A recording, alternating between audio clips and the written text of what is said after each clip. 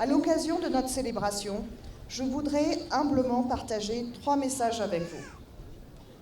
Mon premier message porte sur l'urgence de développer des communautés et des systèmes de production plus résilients.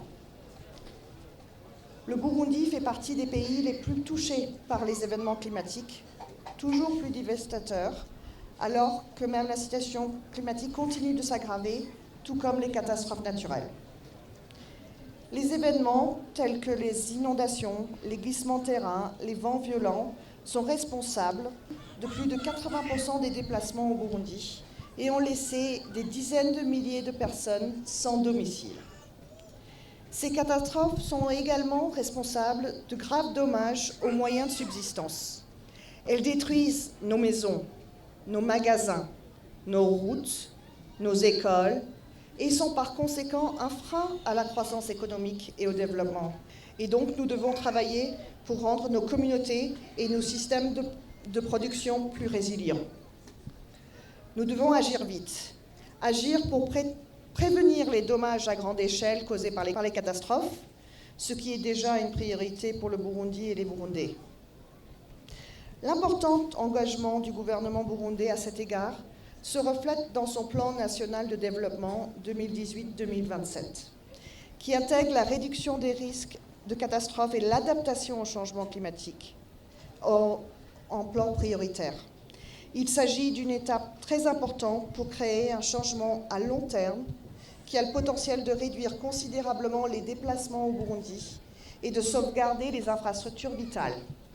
Mon deuxième message porte sur le soutien indéfectible que le système des Nations Unies, dans son ensemble, apporte au gouvernement du Burundi dans la réduction des risques aux catastrophes.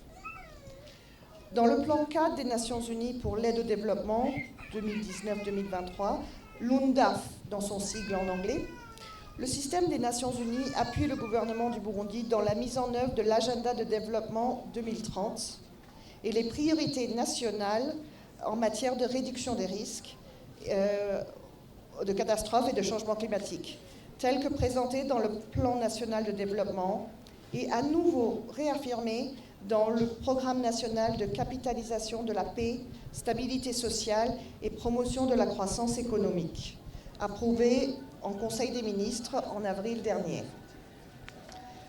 Le système des Nations Unies, à travers un certain nombre d'agences, dont le PNUD et l'OIM, ont ouvert la voie en matière d'action tournée vers la réduction des risques aux catastrophes au Burundi au cours de ces 2 dernières années. Bien que le sujet soit relativement nouveau dans le pays, nous pouvons nous féliciter des résultats déjà très importants qui ont commencé à prendre forme. De manière plus générale, le système des Nations Unies travaille sur des mesures de renforcement des capacités au niveau national et local, tout en développant des outils de gestion et des risques comme le plan de contingence national harmonisé 3e génération, des cartes de risques et d'autres formes d'intervention qui sont destinées à réduire considérablement les risques de catastrophes naturelles au Burundi. Le système des Nations Unies appuie aussi le Burundi dans la réponse aux catastrophes et leurs effets.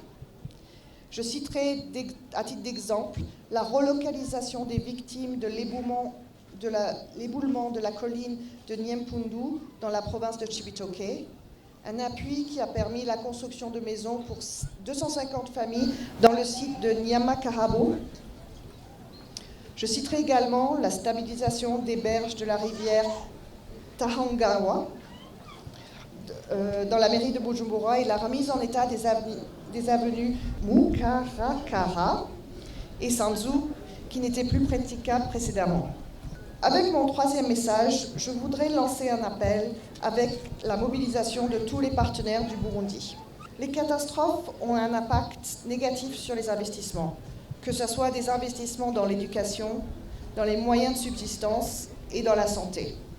Elles impactent donc les fondements du développement socio-économique qui permettraient d'atteindre les objectifs de développement durable.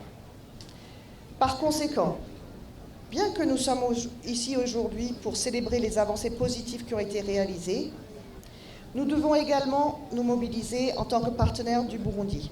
Nous devons avoir des collaborations plus fructueuses et tournée vers un impact plus visible et de long terme pour les populations burundaises.